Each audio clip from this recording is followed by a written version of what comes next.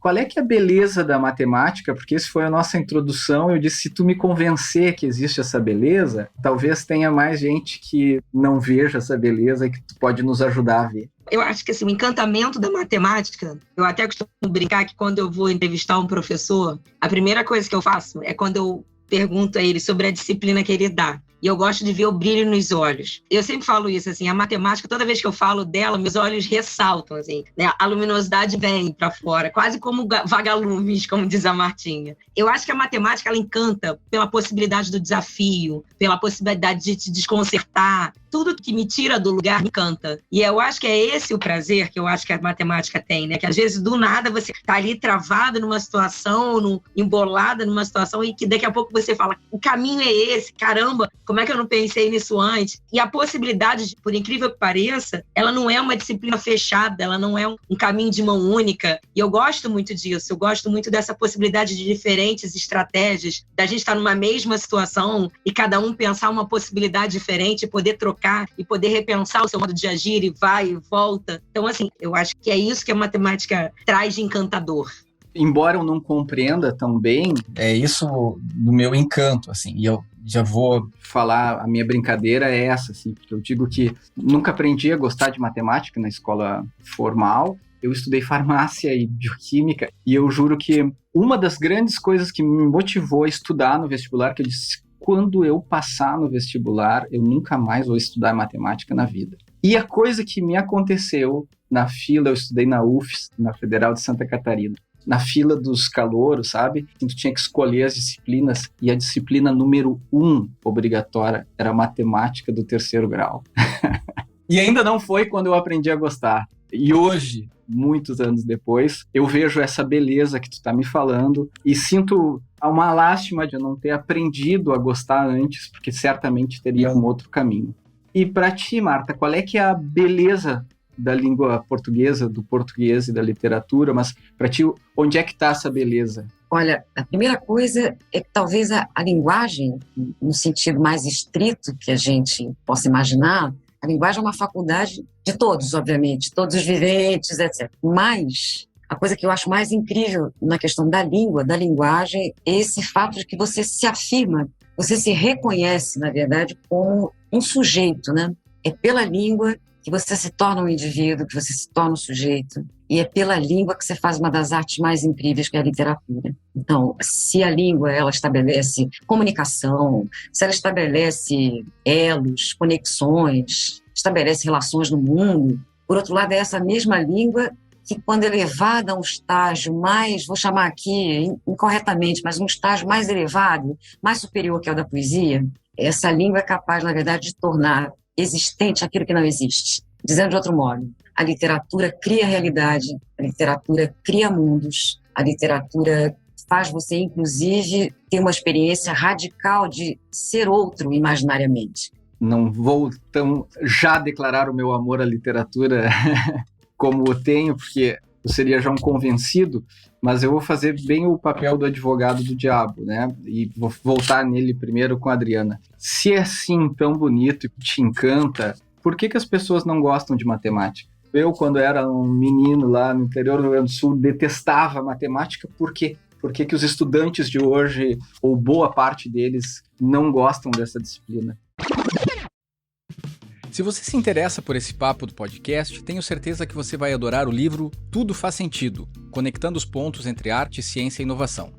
Nessa obra, exploro a ligação entre arte e ciência na educação e destaco a importância de ir além do convencional, quebrando as barreiras entre as disciplinas para compreendermos melhor o mundo ao nosso redor. Você pode encontrar o link para o livro na descrição ou simplesmente buscar por João Silveira Tudo Faz Sentido no Google. Eu queria saber, boy, quem foi Felipe que inventou de botar letra na matemática? Que eu chego agora na escola, é A mais B dá X, não sei como.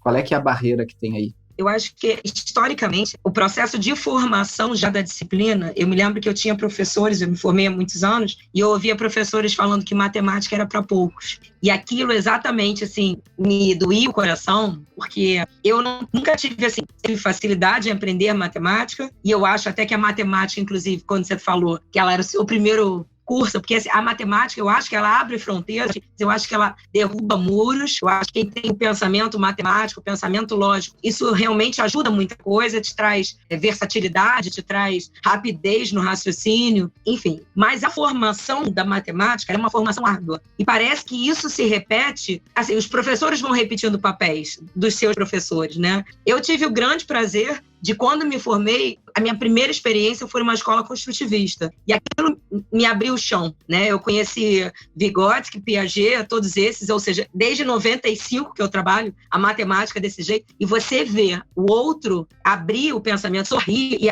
o outro o aluno, né? Quando eu digo assim, né? Que está do outro lado, quando você propõe um desafio em grupo e atinge aquilo, a felicidade dele de romper barreiras, de conseguir conquistas, enfim. Essa deveria ser a educação matemática a ser trabalhada. Tu está dizendo que as pessoas não gostam de matemática por causa da forma como ela é ensinada, se eu resumo o teu pensamento? Eu não tenho a menor dúvida. Eu acho que quando você traz a parte do desafio, do prazer que a matemática verdadeiramente tem, e não da algebrização, e não do excesso de cálculos, da repetição, a matemática não demanda repetição. A matemática demanda discussão, levantamento de hipóteses, enfim. Essa é a matemática vivida por nós, né? Claro. Eu acho que faltou na sua vida me ter como professora, João. Sem dúvida nenhuma.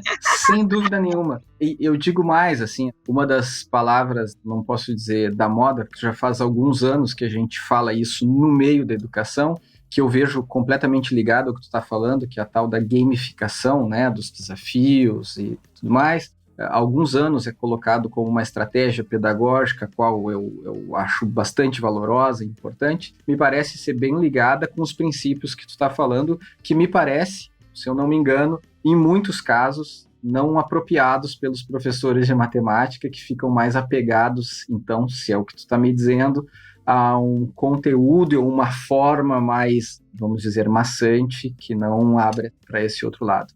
E para ti, Marta, por que tem tanta gente que não gosta de ir na aula de português? Por que tantos estudantes não gostam da gramática, não gostam, acham maçantes entender isso? Então é importante saber a regência padrão, a regência culta de certos verbos, porque isso vai interferir diretamente no uso do acento indicador de crase.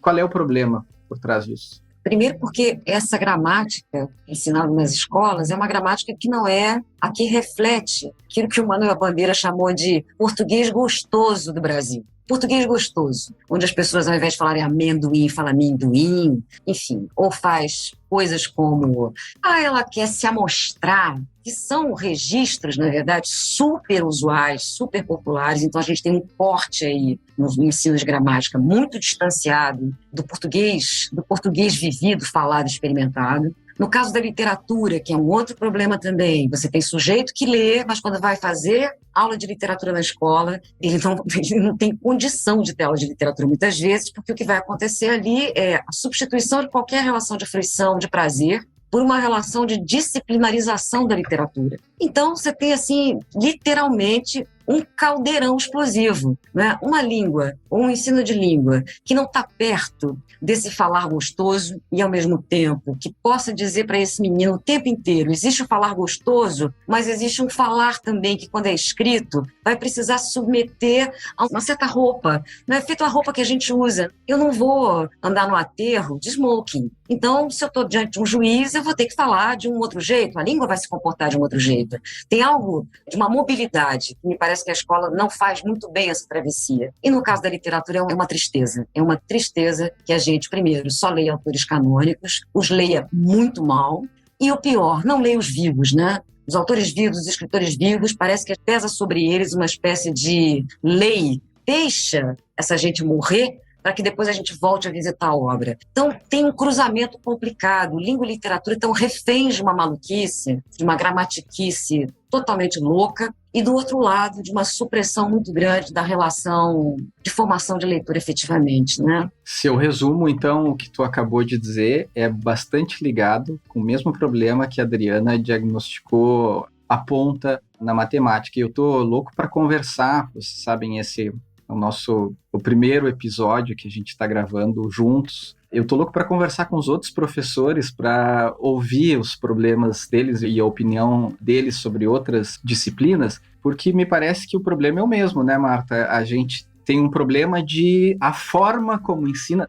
Em francês se fala muito sobre o fundo e a forma, né? Então, o fundo, ele não seria o problema, segundo o que está me dizendo, mas a forma como se faz, quer dizer, não é a gramática o problema, mas a forma como ensina, não é a literatura, mas como se impõe ela no nosso cotidiano. Então, isso nos dá, nós três, eu, João, Marta e Adriano, nós três que trabalhamos também como consultores na área de educação e na formação de professores, parece que temos bastante campo aí para trabalhar nesse sentido.